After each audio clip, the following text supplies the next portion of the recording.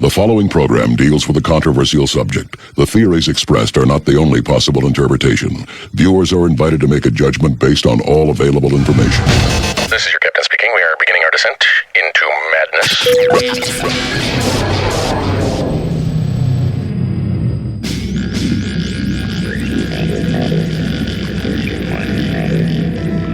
Open your mind.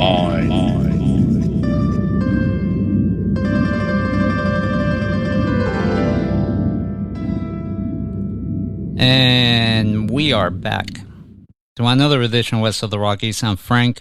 Thank you guys for sticking around. I know it's late, but we got a really amazing show lined up for everyone tonight. My guest tonight is Walter Bosley. We're going to be talking about his book, Shimmering Light. It's a fascinating book. It covers a lot of ground. I think that if you're familiar with the Roswell crash, this will definitely put a lot of the pieces in place. Right on the book cover, you already know what you're going to be in for. It's a story about paperclip Nazis, Roswell, UFOs, a lost race, and perception management. So definitely buckle up for this one. It's going to be a wild ride. This is the third book by Walter that I've had the pleasure of reading. The first one I read of his was Origin, the 19th Century Emergence of the 20th Century Breakaway Civilization. And the second book is titled Latitude 33, Key to the Kingdom, which is an exploration on the underlying esoteric themes of Disneyland, the Disneyland Park here in Southern California. Walter is one of my favorite authors and researchers, and I can't wait to get into this book with him. We've had the opportunity to interview Walter previously on the two books I just mentioned, so definitely go and check that out if you haven't. I'm going to read a little bit of Walter's bio. Walter Bosley is a popular conspiracy author, meticulous researcher, and ex-special agent of various government-related organizations. Specifically, he spent 19 years in national security, having been employed by the FBI and the U.S. Air Force, where he also served as a special agent of the AFOSI, that's the Air Force Office of Special Investigations. He's also worked as a counterterrorism operational consultant for 6 years following his military service. He is an avid investigator of historical occult mysteries, publishing not only nonfiction works, but also authoring multiple pulp fiction novels. He's also been known to weave his research knowledge and past experiences into screenplays, and has himself made a couple of screen appearances, namely in the 2013 documentary Mirage Men and on History Channel's Ancient Aliens. So without further ado, let's welcome Walter Bosley to West of the Rockies. Walter, thank you so much for joining us tonight. I really appreciate you being on the show. This is the third book I read from you. And honestly, it did not disappoint. It literally covered every aspect of some of these mysteries that I'm really fascinated with. In the back cover, you ask the reader a question. Have we ever been alone? And it would seem that the answer to that question, as we're going to see here in a minute, the answer is not out in space. It seems like the answer lies closer to home and, oddly enough, right under our feet. And I know if that sounds weird to the folks listening at home, just hang tight because this is going to get interesting. Your book deals in part with the Roswell crash. We are here in July 2021, 74 years after the fact. And I know it's a story that everybody's familiar with, but in a nutshell, what happened on July 1947 outside of Roswell? Well, popularly, we are told and have been told that some craft crashed and the debris and bodies of alleged extraterrestrials were found. And this was taken to Wright-Patterson, where it was hidden away from us. And it has been a big secret that the U.S. military, the U.S. government has kept for decades. when you look more closely at the details of what was reported, it's a bit less than that. And, we've been left with wondering, okay, how much of the conjecture is true?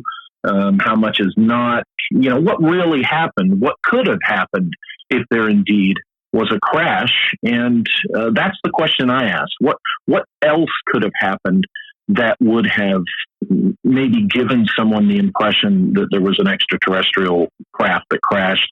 What could have happened that would cause the level of secrecy that has been apparently applied to this legendary incident at Roswell in 1947?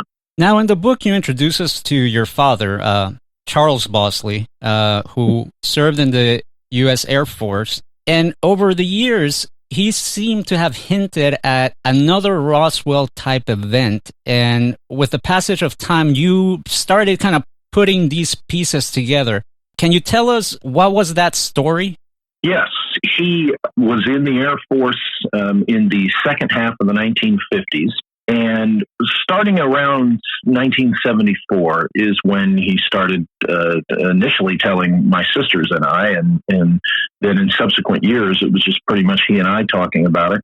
But in 74, he we always had books about UFOs around the house. We had those famous Life and Look magazines with the UFO articles that you see and hear about. You can see those online. We had those, original copies around the house because he was always interested in those subjects. So the subject came up, and that was when I first heard him tell the story of when he was in the Air Force in the late 50s.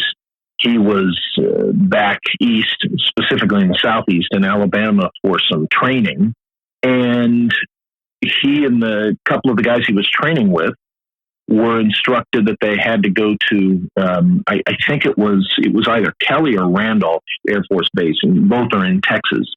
So they get on the plane, they leave Gunner Air Force Base in Alabama, and they're on their way to Texas. However, somewhere in Mississippi, the plane, banks north, and out of the forward cabin of the aircraft, an intelligence officer comes out and informs them that they're not going to Texas, but they're actually going to Wright-Patterson in Ohio. And when they get there, according to my dad's story, they're told about something that happened that crashed in 1947. Now, remember, my dad is telling us this, 6 years before the book, The Roswell Incident, comes out, and this really hits the public in a big way. I mean, I know Stanton Friedman and a couple of others were already looking into the issue during the 70s, but it really didn't hit the public in a big way till that book in 1980. So, he's saying that they're told about something that crashed in Roswell, or in New Mexico is how he put it,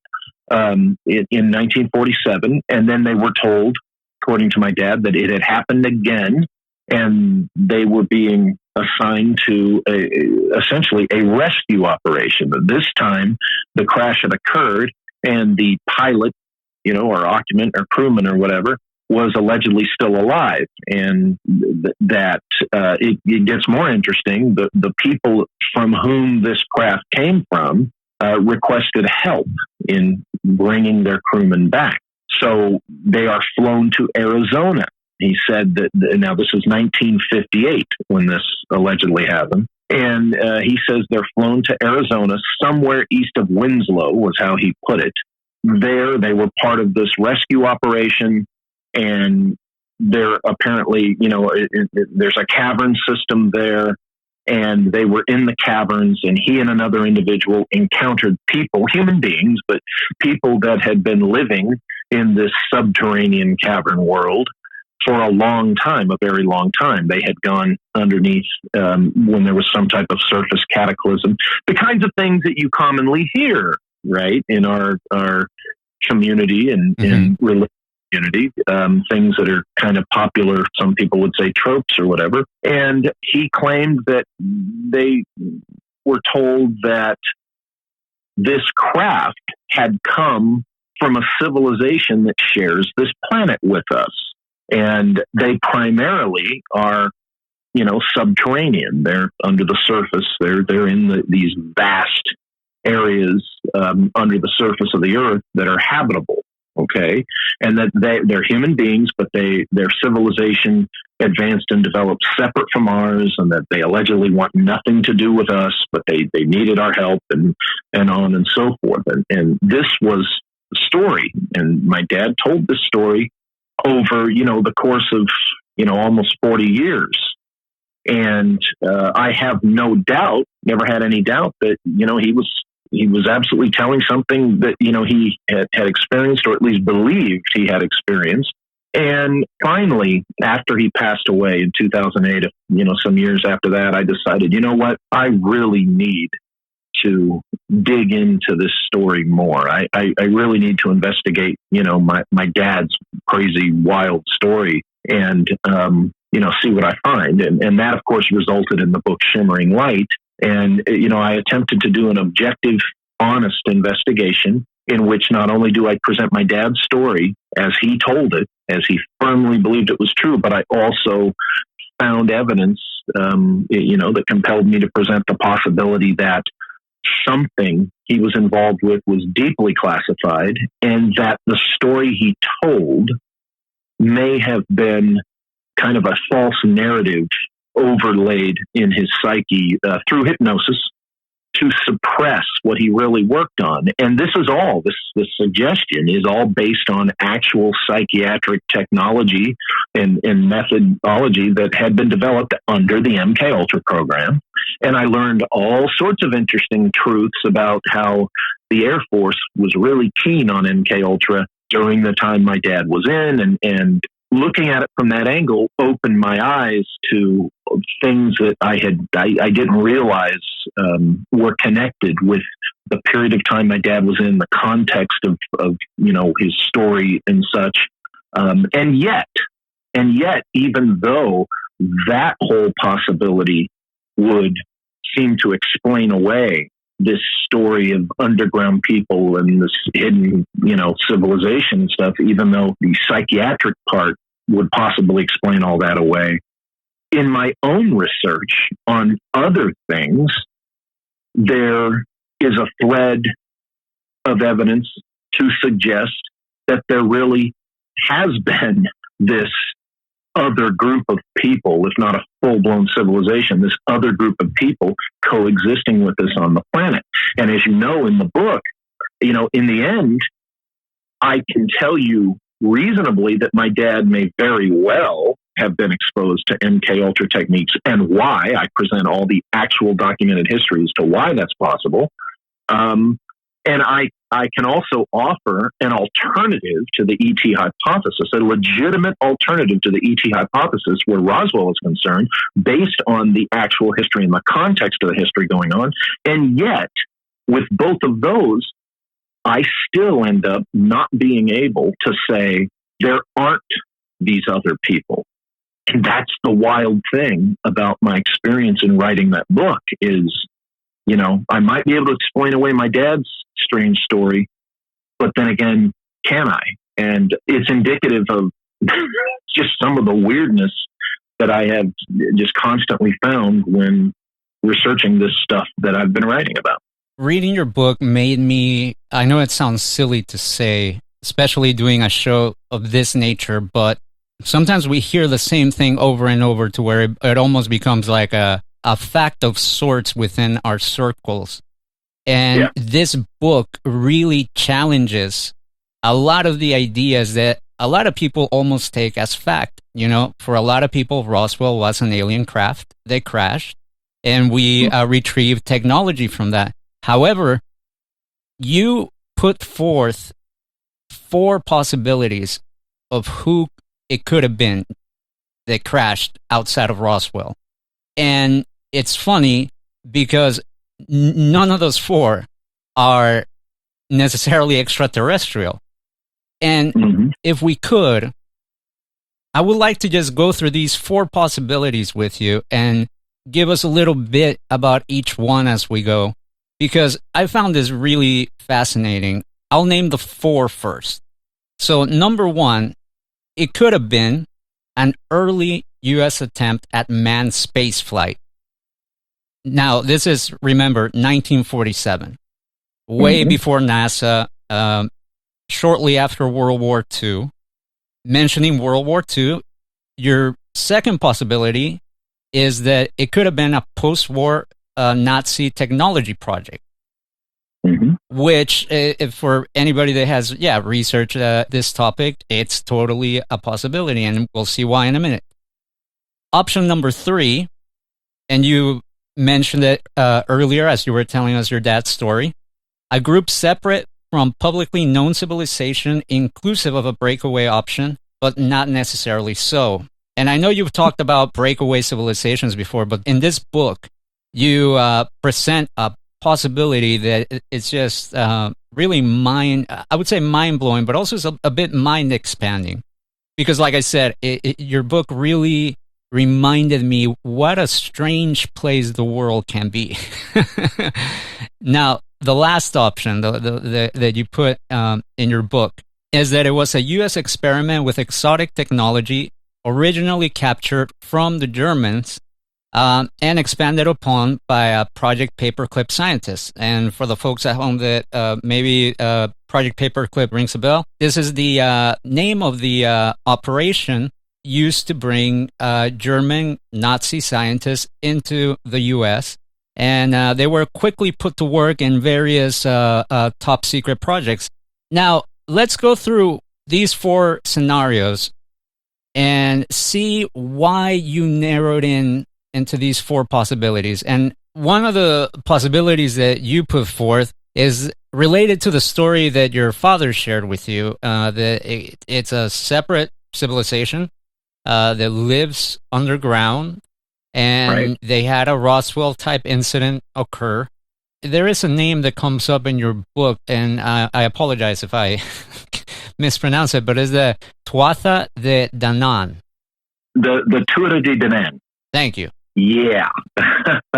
Right. And that's where I admit it does get kind of weird. When you go back to the work of Jacques Vallée in the 80s, he mentions them.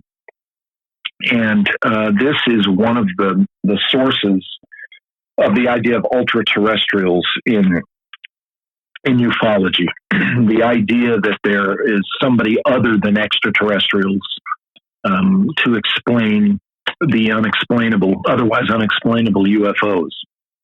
And Vallée himself was seeing signs in circumstantial evidence of, I wish they'd come up with another term, but of the fairy lore. And what I mean by that is, for centuries, human culture has had these beings that they refer to as, the fairy people, these interdimensional beings that coexist in this world with us. And the Tuatha de Danann are famously in Celtic lore representative of this. Okay, but originally there is an anthropological explanation for them that a lot of people like to rely on, just fall back on. But when you go to the original arrival of these beings, the Tuatha de Danann, they come out of the sky and they land on a mountain in Ireland, and ancient Ireland, with great clouds and fury and stuff. Which, what does that sound like? It sounds like they're coming out of the sky from space in some type of, craft. And they're technologically advanced. They initially are met with resistance, but they kind of squash that resistance, and then they immediately kind of befriend, the ancient Irish folks that they encountered that know who they were, didn't know how to take them. And anyway, they're all tied in with this idea of developing human society and civilization technologically and such. And this really resonates with the theme of Quetzalcoatl and Viracocha, in this culture that would show up in ancient human civilizations and teach them advanced agriculture, teach them, military technology, teach them astronomy and stuff like that, right? And cultures around the world have stories of this. What's interesting is one scholar has pointed out that at the time that the Tuatha de Danann depart from Ireland, a very similar group with very similar activity appears in Latin America, okay, Central America and Latin America. And then when they disappear from there, they reappear back in, the Celtic lands and such. So it looks like this group, which might have originally come from space, comes here and goes around the world, bringing humanity up to a higher level of civilization and technology and intelligence. And there's nothing that says they ever actually left. And there's all sorts of interesting lore around the world to suggest that, they're still with us, and that they might be the ones who show up at certain times, who show up in these mysterious craft and make their presence known, and possibly have left their presence in the mysterious megaliths and such, and other clues to a lost civilization. They could be the ones who helped humankind develop these levels, these higher levels of technology and such. And the idea is that they're still with us. Now, when you go back to the Celtic lore, in those stories, it talks about how another group came along and defeated them. I think when you get into that, you're getting into the murkiness of the anthropological stuff, because not long after arriving, the Tuatha De Danann, they would befriend and make allies the earthly human tribes that they encountered.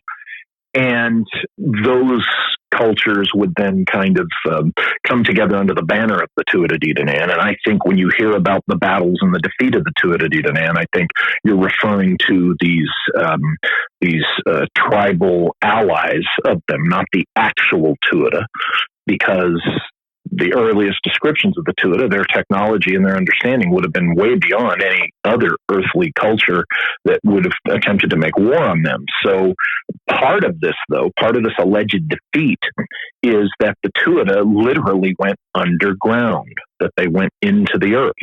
Now, I think you take out the anthropological part of the human tribal allies, cultural allies of the Tuatha, they were the ones who were probably pretty much defeated by other tribes, but it's possible that the part about the Tuatha going underground is the otherworldly Tuatha. And what would that suggest? That could mean, this is all hypothetical, what it could mean is that they're the ones who knew, discovered, and found and established themselves in habitable regions, either under the surface of the earth or possibly even, under the seas, because we have the whole issue of things coming up out of the ocean for ages. Remember, we're talking about a civilization technologically advanced, and so if there are these habitable zones, not like a traditional popular version of the hollow earth like you see in movies and stuff, but, let's say there's a nugget of truth. I'm a great believer in the nugget of truth way of looking at things. We hear stories about a hollow earth, right? It could be that the truth is that there are vast hollow spots, hollow places under the surface, the outer surface of the planet that are habitable. And this is theoretically where these Tuatha, would have set up, and, they can come and go as they please, but there they are, they're down there. And it's possible that, according to, what my dad said, what he was told, and others, he's not the only one who ever said this, that, during some cataclysm on the surface of the earth, that surface humans were brought down there for their safety and continued to be down there. And that could be the so-called, civilization that my dad was referring to in what he told, and what others who have encountered subterranean civilizations through the years, that could be who and what they're encountering. So again, I say there could be a nugget of truth to this whole thing, about the Tuatha and literally being underground. But again, it's all circumstantial. It's all hypothetical, except for the stories of people who claim they've encountered it. The thing about the Tuatha with me is that in my research, I'm finishing a book right now, which is the 5th in my Secret Mission series. Okay. And I've written about a dozen nonfiction books since 2010, 2011. Or no, I'm sorry, 2008 with my Disneyland book. But the first Empire of the Wheel book was 2011. And here's what's interesting. I've written a book about esoteric Disneyland. I've written the Empire of the Wheel books that have to do with what I think was occult ritual murder and all, and it involves Secret Service agents. It involves weird Lovecraft, just weird stuff. The Empire of the Wheel investigation. The Secret Missions books involve historical figures and exploration agendas they might have had that were classified, and all the different books I've written on what appears to be different subjects, although they do have some connections. And what's interesting to me is even when I'm not expecting to find it, somewhere along the way, some connection to the Tuatha De Danann and their presence pops up in my research. It's uncanny. They seem to be there. And what do I mean by that? I mean landmarks, okay, in the terrain, the symbology involved in certain historical pursuits of people. And what does that suggest to me? It suggests to me that a couple of things. Either these Tuatha actually exist, and they have been a direct influence on human civilization long enough to just, their influence appears everywhere, and maybe not even as such, it's been around so long that, it's just there. Or somebody, a very human group, has been for at least, I want to say 150 years, some group has been functioning and influencing society and civilization using the ideals and symbology of the Tuatha De Danann, and in a way that gives the impression that they're real, that they're still with us and such. So it's either the more fantastical possibility that it really is this group of people from another world, another dimension possibly, or it's a very, secretive but influential human group for about a century and a half that is wanting to give the impression of being the Tuatha or affiliated with them, which I find almost as intriguing as the possibility that it's the real Tuatha. That somebody would do this. Just we're talking, I see the evidence for this over the course of 150 years in my research, and I'm finishing a book right now in which I discuss this very thing. Why do they show up constantly in all this research that I'm doing, in the stuff that I'm looking at? And in this book, I'm pointing out more connections, and it's going to take a subsequent book for me to really explore the question why. What's up with these beings, these people? And that's the thing where Shimmering Light, my dad's story, is concerned. His story that he tells completely resonates with this idea and this lore of the Tuatha De Danann, and yet there's an actual historical context involving the Air Force and their very well-known historical development of MKUltra that would explain, in a very practical sense, why my dad told the story he told and why he appeared to believe it. Okay, and yet the irony is, I see evidence for the Tuatha De Danann or someone using the face of the Tuatha De Danann, very present, very in reality. What does that suggest? Well, one thing is, there was a guy, his name's Gottlieb. He was one of the MKUltra scientists, and he was very much into ancient lore and arcane science and history and occultic related things. And so if anybody working with MKUltra during that time that my dad would have been exposed to it, if anyone in that structure knew about the Tuatha De Danann, it was Gottlieb.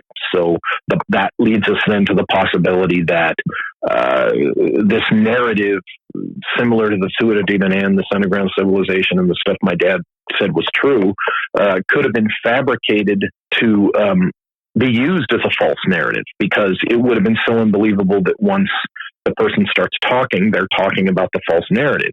But that doesn't mean the Tuatha aren't real, and Gottlieb would have known that. So that there's an irony there.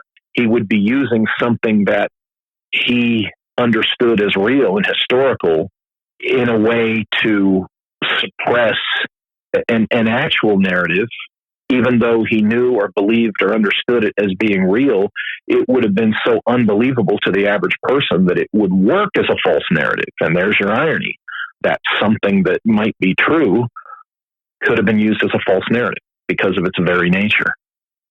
It's very complex, that whole thing that happened with my dad and surrounding it. It's very complex, and in the end, like I say in the book, I can't honestly say that there's nothing to the Tuatha De Danann thing, because I see too much evidence for it, whatever it really is, in my research.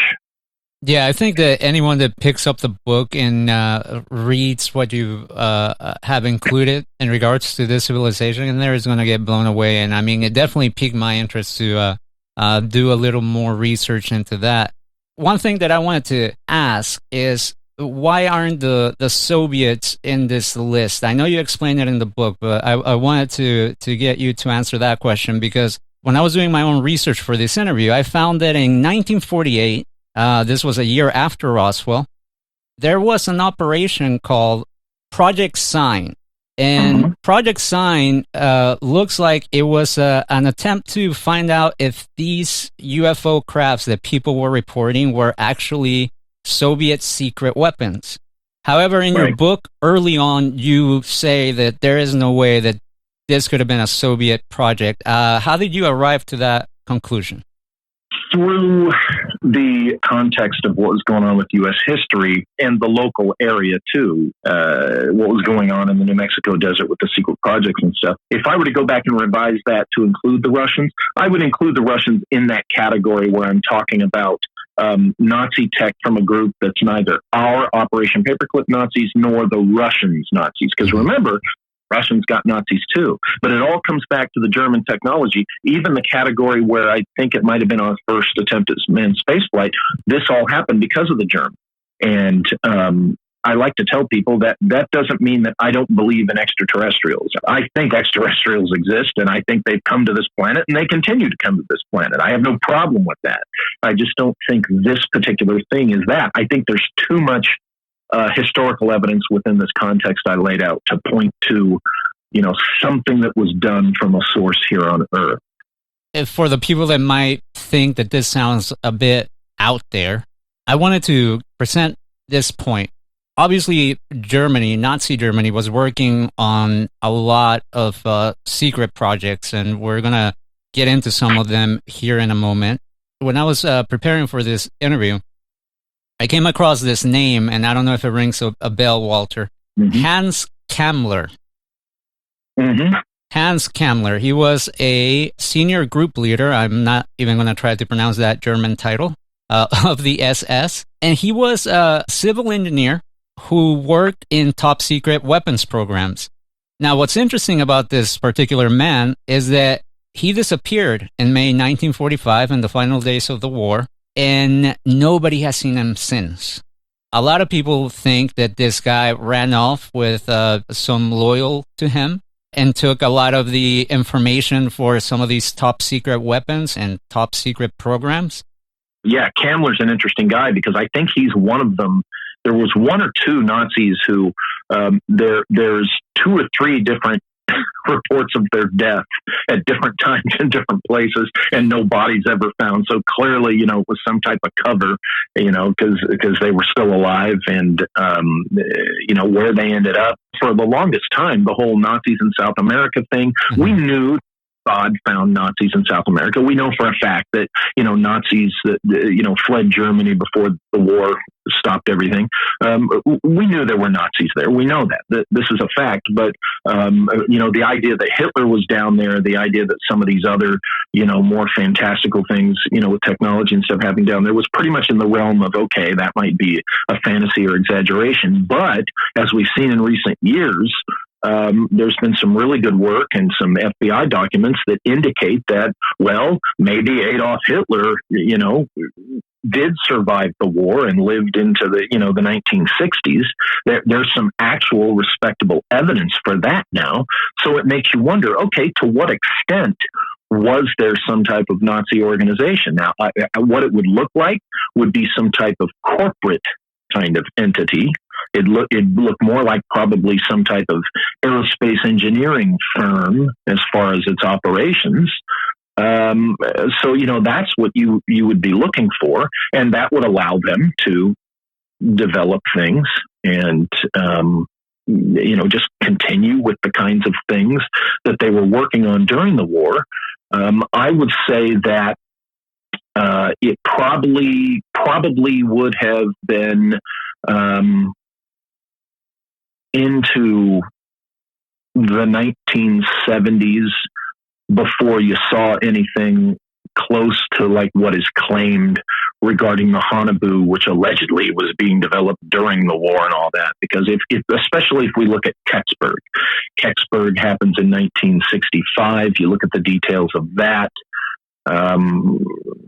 If that was a product of the Glocka technology, it was nowhere near as advanced as what is claimed for the Hanabu. So to answer your question, going around the barn the long way, I don't think the Nazis had any kind of flying saucer before or during the war, and certainly anything using the Bell in flight, I would argue, it would have been in the early stages, still in the mid-'60s when Kecksburg happened. So we kind of have a little bit of legs to stand on as we get into this next point, which is that what crashed at Roswell could have been post-war Nazi tech. You mentioned earlier Philip Corso, whose book became very popular the day after Roswell. However, in your own book, Shimmering Light, you tell us that, unfortunately, his book is not really reliable. Before we go there, let's talk about some of the stuff that was recovered, according to Philip Corso, from the Roswell crash. And that was, I have the list here, super hard metals, fiber optics, Kevlar, night vision, lasers and particle accelerators, transistors and integrated circuits, and portable atomic power for air and spacecraft. Now, obviously, some of this stuff, if not all of it, it's common in today's day and age. But back then, fiber optics, Kevlar, night vision, lasers, I mean, this stuff was like straight out of science fiction. Mm-hmm. But you quote another author, Joseph P. Farrell, in his book Roswell and the Reich. And apparently the Germans already had this stuff, or at least they were working on it and getting really close to having it be functional. Can you tell me a little bit about that? Yes. Roswell and the Reich, probably the most inconvenient book written about Roswell. And what I have found, which totally befuddles me, it is, how do you put it?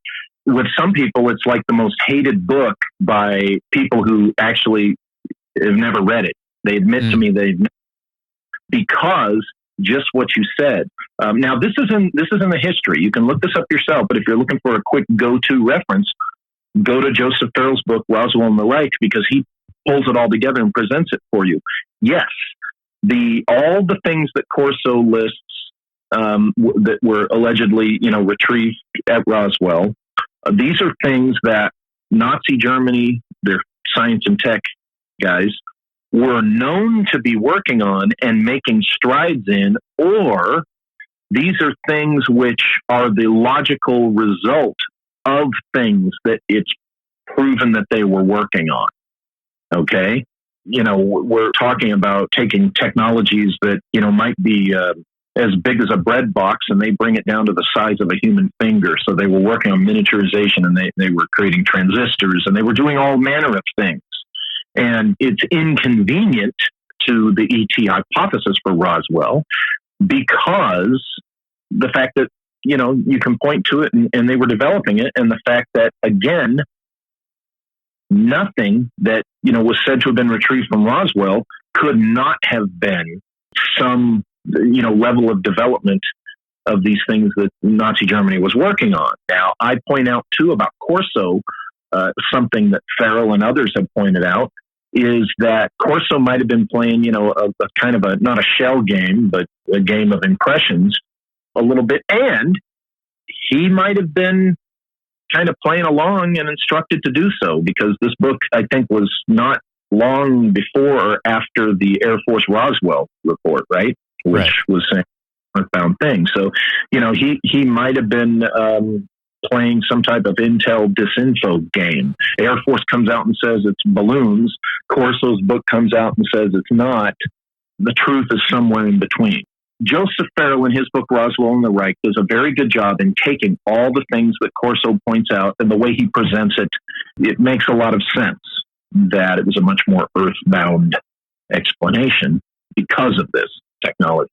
What I find interesting is that, again, I'm sure that a lot of this stuff may sound pretty out there, but even looking at the Horton brothers, Walter and Raymar Horton, I've always been fascinated with their work, especially their flying wing design, which I find eerily similar to the B-2 bomber that the U.S. developed decades later. But just the fact that they could create these type of craft in an era where, it almost seems outlandish, it really blows my mind. And then you add to that the reports that the infamous the Bell, right, the Glock. There's definitely a lot of information out there that would point anyone in the direction that Germany was definitely way, way ahead of everybody else. So I wanted to ask you, in your mind, and I know that there's a couple of great movies called Iron Sky out there, but how far do you think the Nazis were from reaching space? Like 5 years, 10 years, more or less? Well, looking at the known context of how soon we started going there, think about it, in the early 60s. We didn't get to the moon until the late 60s, but, we and the Russians were putting people in space in the early 60s. And that was after, the war. So the war kind of, slowed things down. I would say if the war hadn't happened, you would have seen Nazi Germany putting people in space, and probably the United States shortly after that, by the early 50s. Like I said, they were working towards that, some of them, and they certainly wanted to do that. That's kind of one of the points is we got those Nazi scientists who would have made that happen for Germany had the war not happened and had we not got them for Paperclip. So basically it was those guys who were working to make that happen. Now, how close they actually got, here's the problem with the Haunebu thing. Unfortunately, it's a myth.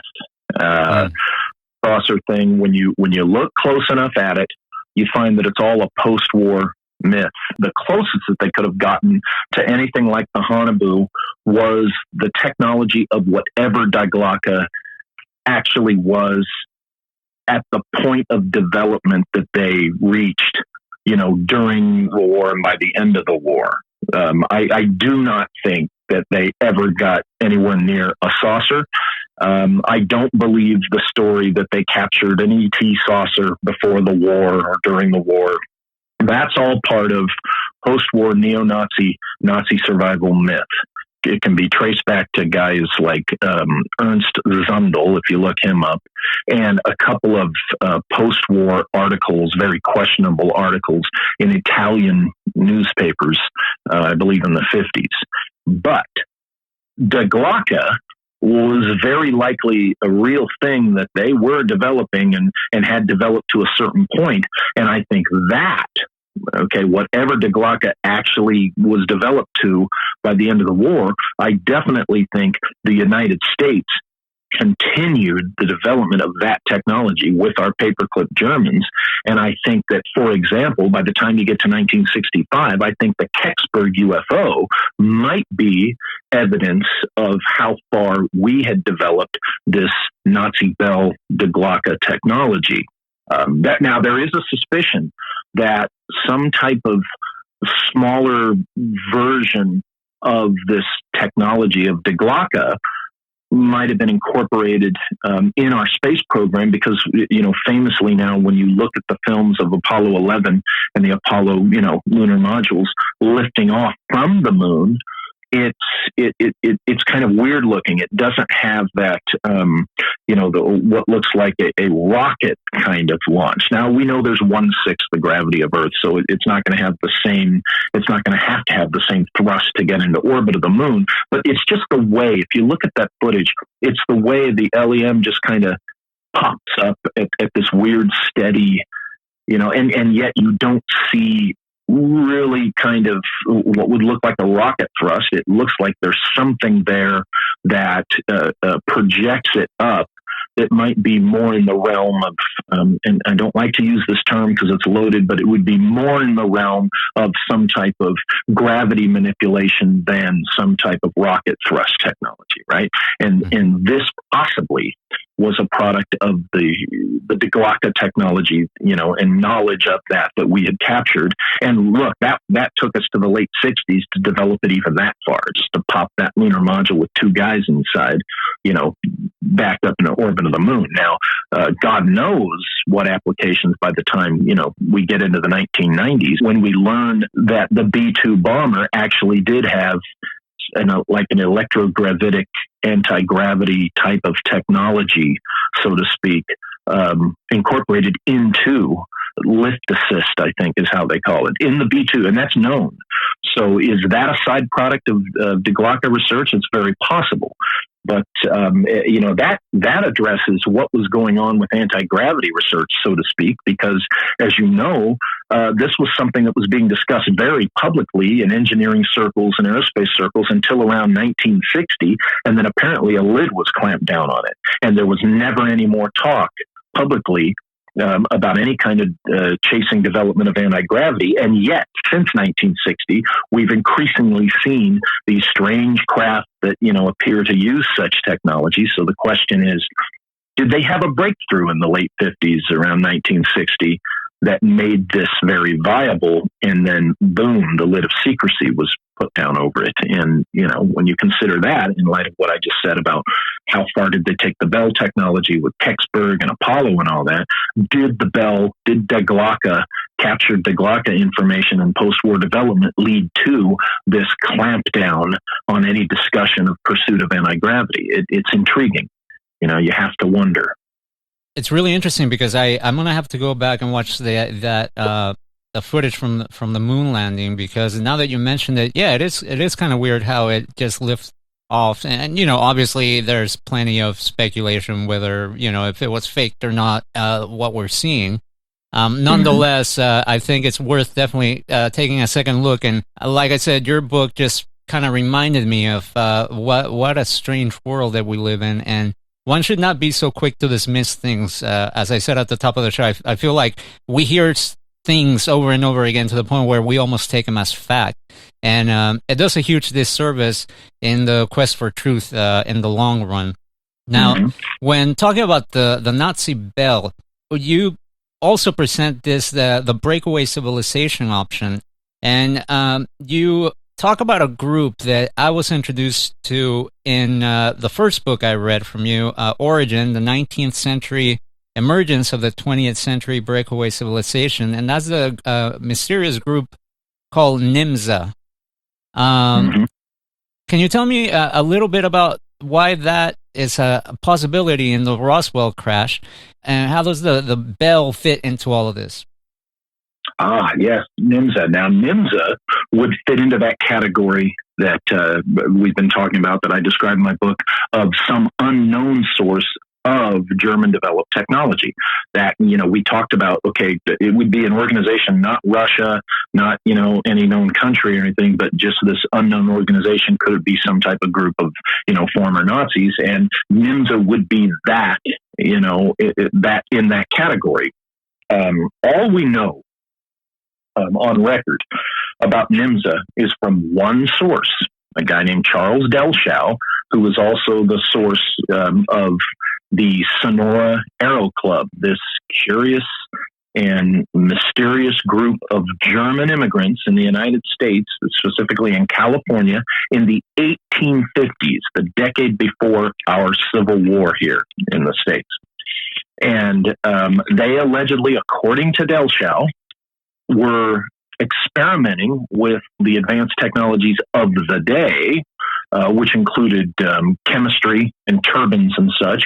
And allegedly, according to Delshow, they were building flying machines, which used this mysterious fuel called SUPA, which, when heat was applied and spinning elements, which I think is a turbine, a primitive turbine, it would produce this other mysterious element called NB gas.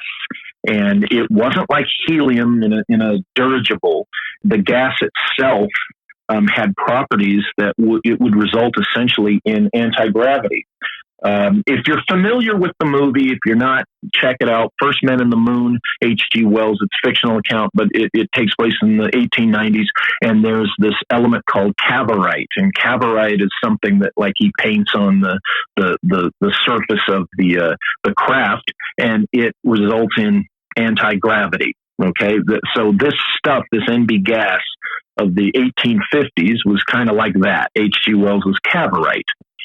So, according to Delshow, they're doing this for a few years, and they're doing this under the sponsorship of this German organization, headquartered in Germany, according to Delshow. And they kind of sponsor and maybe pay for the resources. And there's this some type of agreement between the Sonora Aero Club in Sonora, California, and this mysterious group NIMSA, that they'll develop stuff for NIMSA. Now, Delshow doesn't say much about what NIMSA is or about, other than there's this semi-military organization that's headquartered in Germany. And at one point, Delshow tells us that NIMSA sent a representative who told the group, the Sonora Aero Club, that they wanted them to build these flying machines for a military application. And the Sonora Aero Club guys and its leader did not want to do that. So there was a little difference of opinion. There's a little tension there. And the Sonora Aero Club Germans did not like the NIMSA Germans and such. Shortly after that, we are told by Delshow that the leader of the Sonora Aero Club is accidentally killed in a flight accident where there's a fire. And, we're not told where he's buried or anything. So we're told that the group, the Sonora Aero Club, sometime, this is probably around 1858 or whatever, disbands. And, nothing ever comes of it, we're told. Delshow himself moves to Texas, spends the rest of his life there, and he starts writing about the Sonora Aero Club between 1896 and 1923, when he passes away. And along with writing about this Sonora Aero Club and this NIMSA group, he starts producing these elaborate picture books showing schematics of the flying machines that were built and allegedly flown, and others that were designed that they didn't get around to testing. And Delshow writes these journals, and he claims that this was all real. It really happened. And he dies in 1923, and his books are in an attic. They get thrown out. And by 1971, they're found in a junk shop by a man named Pete Navarro. And in all those intervening years, 1923 to 1971, these books are unknown. Nobody knows who Charles Delshow was. No one knows who he was. He's unknown. But what's interesting, in his books, there are drawings of the propulsion system and the the schematics of the workings of these flying machines of the 1850s. And there is, shockingly, a drawing of what is essentially the Nazi bell. However, we're told the Nazi bell wasn't being developed by Germany until, going into the late 1930s and through the war years. Okay, but here is essentially the bell and how it works in a book that was done at least before 1923, a couple of decades before we're told the Nazis were doing the bell. And it's all connected. Delschau himself was a German immigrant who had come to the States, working for NIMSA to report on the Sonora Aero Club. So you got all these Germans, and in between the 1850s and what Delschau was saying, really happened in the 1850s and the Nazi bell years, what do you have? You have the airship mystery of the 1890s, which, in my opinion, is kind of a more advanced development of what Delschau was talking about these guys were doing in the 1850s. So you have this historical thread, that seems to back up, in a way, the stories of Charles Delschau. So the problem with Delschau people have is he often gets written off and dismissed as what's called an outsider artist, that he made all this up. The problem there is the issue of the bell. His stuff was unknown until 1971 as far as the public was concerned. So where did the Nazis get the idea for the bell, if they really did do this? So this would seem to support that idea. So I looked into it, and when I was looking at, how could we get from the Sonora Aero Club of German immigrants working for this mysterious, German NIMSA group, how could we get from there to the Nazi bell, and the Nazi war machine of World War II? And what I found was a thread of industrialists who were associated with, the pursuit of exotic technology and information through the 19th century into the early 20th century. And they would have been the threads leading to the known societies, scientific societies and other societies that would have been involved, their members would have been involved with the development of this Nazi bell. And I argue that the NIMSA of Delschau was actually a real organization, a private organization, but a real organization nonetheless, that was dedicated to German unification, which didn't happen until several years after, what Delschau was talking about in the 1850s. And I think that NIMSA, whatever they were as a corporate body, and their knowledge, their technological knowledge and influence, I think would have been incorporated into the Nazi science and technical war machine. And today, you would find them in what Joseph Farrell calls, for example, the Nazi International. Whatever this post-war thing that these Nazis that escaped after the war, whatever they founded and formed, this is where you would find, NIMSA today. And they would constitute what is commonly referred to as a breakaway civilization. Now, I've quit using that phrase since writing my book. I've quit using the phrase breakaway civilization. I've altered it because the word civilization implies something much bigger and more complex than I think these groups are. So I refer to them now as breakaway groups, breakaway societies, like more of a corporate and technological, I'm going to say Brill society. I don't mean that. More like, if the Anunnaki became corporate and technical, if the Thule society, right? Right. Something like. And so instead of an actual full-on civilization. Now, in the course of all this, trying to identify, who would and what would NIMSA have been, I offered a translation. I think the word NIMSA, NYMZA, that Delschau uses repeatedly, I think that's an acronym because it's always in capital letters. And I try to, it's a speculative hypothesis. I like to admit that. Delschau tells us it was a German organization, so I argue if it's an acronym, NIMSA, that it's an acronym of German words. And of course, I offer that translation, which don't ask me to do it off the top of my head because I get it wrong every time I'm reading it off the page. But, I think that there's enough reason to think that Delschau was telling the truth as much as there is to write him off. Again, a lot of this stuff I know can sound really out there. I highly recommend your book, Origin. It puts some major pieces of the puzzle together. We got a couple of more possibilities here. If things sounded weird, this is where we really go up a few notches. Yeah. It involves a figure that has fascinated me since I first came across his story, and that is Jack Parsons. He was an interesting guy, Jack Parsons. For the people that are not familiar, he was a rocket scientist, developed solid-state rocket fuel technology that eventually got us to the moon. And I know that a couple of years back, or a few years back, there was a TV series made after the life of Jack Parsons. So maybe there are some people that are familiar with him. How does Jack Parsons fit into Roswell? Because that was the one thing that I was surprised to come across his name in the pages of your book. The story, I think a lot of people in your audience probably know that Jack Parsons, as well as being a scientific genius in rocket propulsion, rocket technology engineering, he was also an avid occultist, and particularly with high magic. And the story is that he had done a working out in the desert in late 46 or early 47, and he, according to the story, believed that working opened up a hole to another dimension, kind of pierced the veil or lifted the veil, and what crashed in Roswell had come from the other side. He apparently believed this and told, U.S. military agents that that was the case. Now, you can get more details as to where this comes from in Nick Redfern's book, Final Events.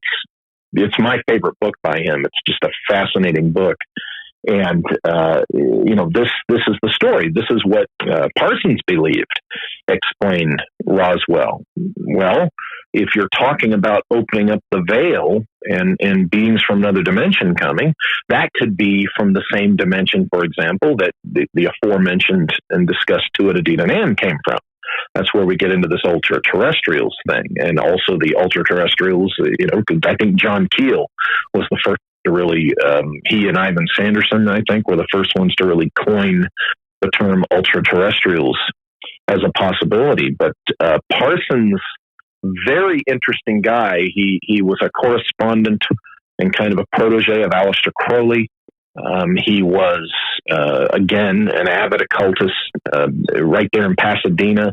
He was one of the founders of what is known as the Jet Propulsion Laboratory. They did a lot of their testing and things at that park right there that's at the Devil's Canyon Reservoir and Dam, that area where there's, all sorts of strange things been reported there over the years.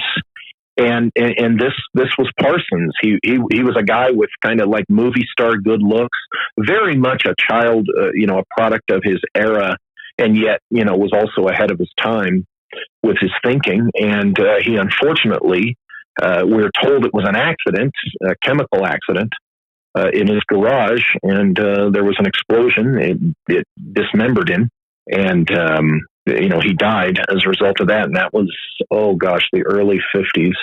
But he believed that his ritual had opened up a dimensional portal, and what crashed at Roswell was intelligent beings from that other dimension.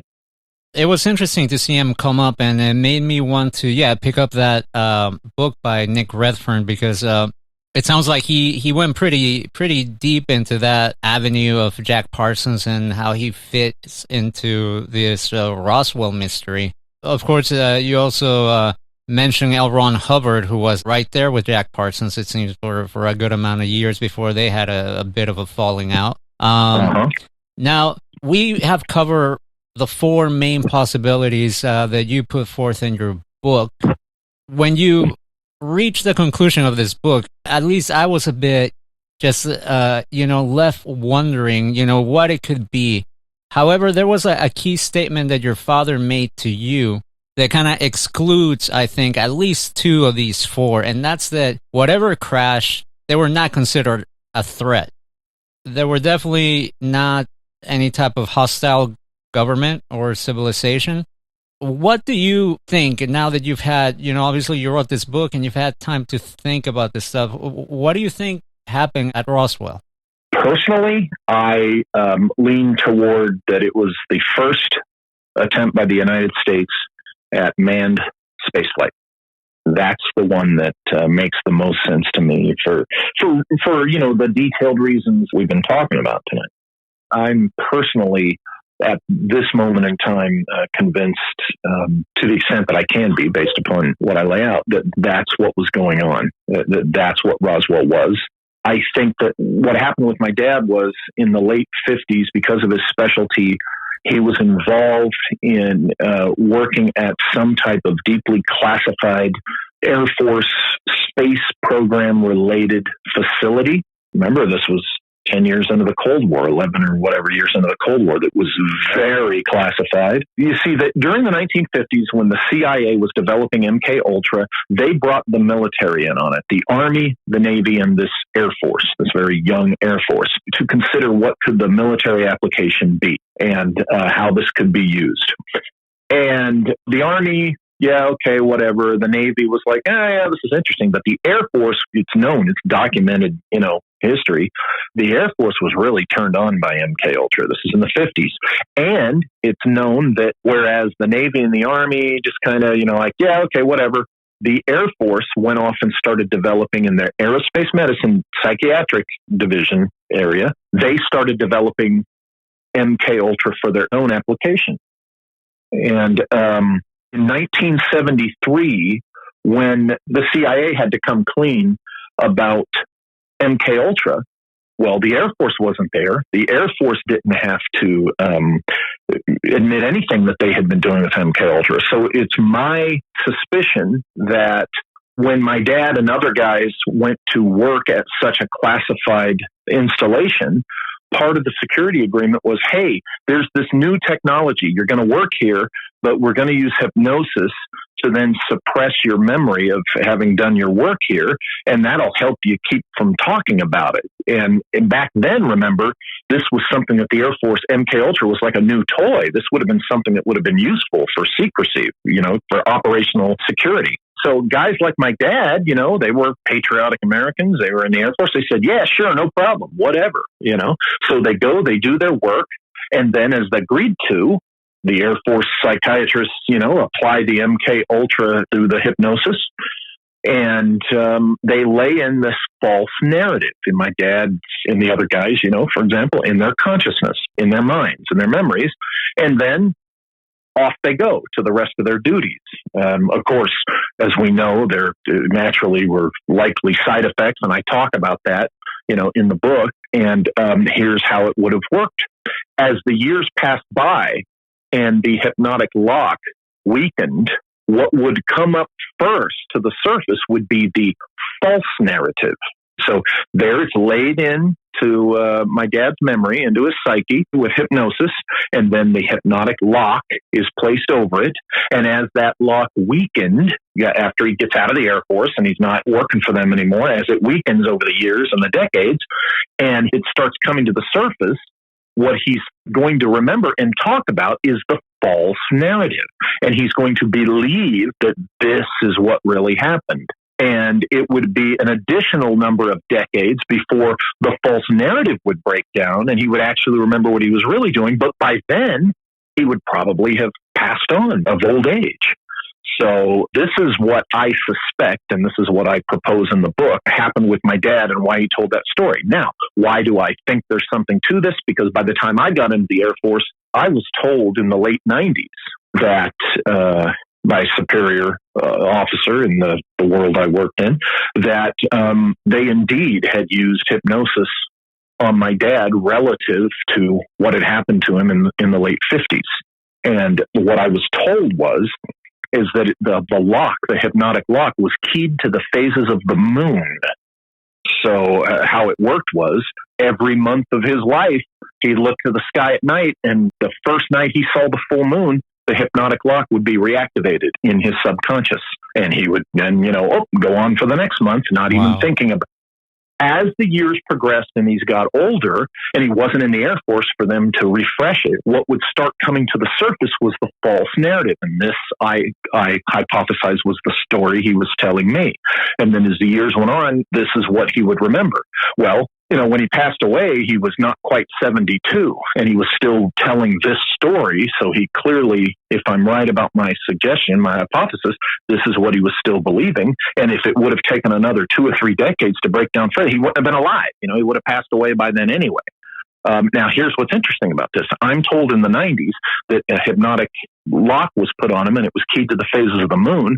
And then almost 20 years later, when I'm researching and digging in and doing this book, and I learned more and more about MKUltra, I learned that one of the things that they could never do was find a way to reactivate the hypnosis in an automatic way. And in the history books we read about MKUltra, they weren't able to accomplish that. And yet, I'm told in the late 90s that they had connected it to the moon. So the question is, in my mind then, I'm like, oh my gosh, was it the Air Force program of MKUltra, their own MKUltra program? Did they solve the problem of the automatic hypnotic reset?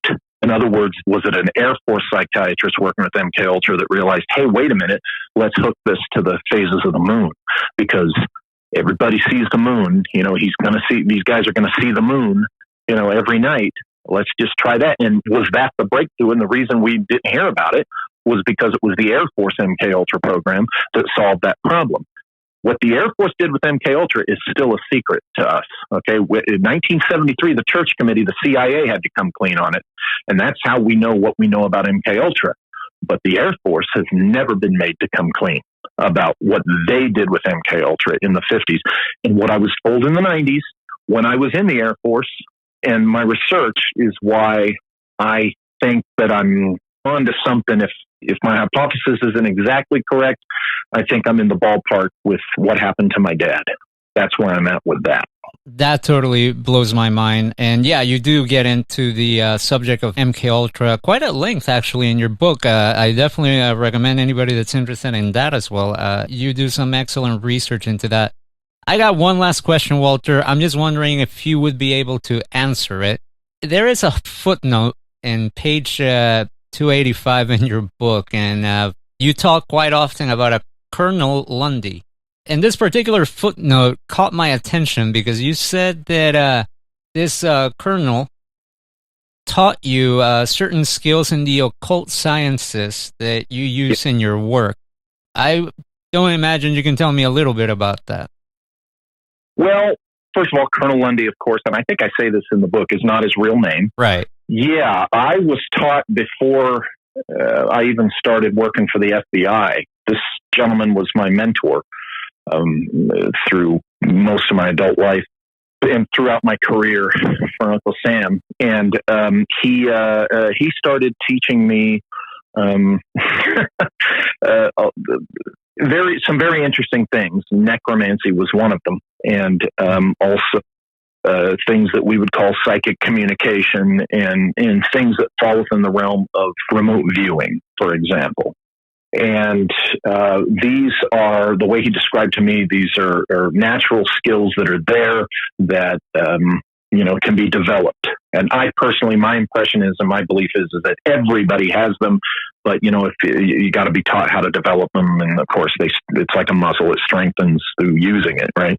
And so these are the things he encouraged. He taught me some methods, and how I use this is what I present is never something that it relies upon those kinds of things. What I will use that for is to possibly point to leads. If I'm led to looking at something through these exotic means, so to speak, before I will discuss what I find or what threads I pull, before I'll discuss it or present it in a book, I will make sure that I have some type of literary, academic, or historical material source that will back it up. So if I come to some curiosity or some thread or some possibility merely through this woo-woo type stuff, and there's nothing else I find to back it up or support it, I will not present it as something that was a result of practical research. Now, I might be willing to bring it up in a discussion of hypothetical possibilities, clearly labeled as speculation, but never will I. I'm not one of those researchers that says, my astral guide from the planet Xenon tells me blah blah blah. I'm sorry, personally, I think that's BS when I hear that kind of stuff. But I don't think psychic stuff and these weird things is BS are BS. But nice grammar there, Walter. But I don't think it's right to present something as a product of research that is a product of that. You follow me? I try, whereas I respect these things, and I've been taught things, and I've worked on developing them. My research is not founded upon that. The most that ever does is it gives me an intuitive idea for a lead to follow. But I always personally insist that before, again, as I said, before it's included as a product of my research, it's got to be backed up by history or something I can point to, material that's a document or, some type of historical fact, that kind of thing. So it's useful stuff. And it very much leads to some very interesting, strange experiences. For instance, in my Empire of the Wheel books, that was a 7-year period of my life that I got to tell you, I'll be honest, flat out honest about this. There were what appeared to be paranormal things happening. There was any manner of strange occurrences going on during the 7 years that I was investigating and writing the Empire of the Wheel books. That I do not talk about in those books, because those books are not about me and my weird experience. Those books are about the research I did and what I can back up with, personal investigation in places and interviews and documented history. But what came with digging into the things I was digging into was some eye strangeness and some very strange phenomena that I don't know if that came to me because I'm open to the things I was taught to use or what. It just gets into some strange things. But I hope that answered the question sufficiently. It's kind of a weird aspect of my personal experience, so I'm not always sure if I explain it clearly.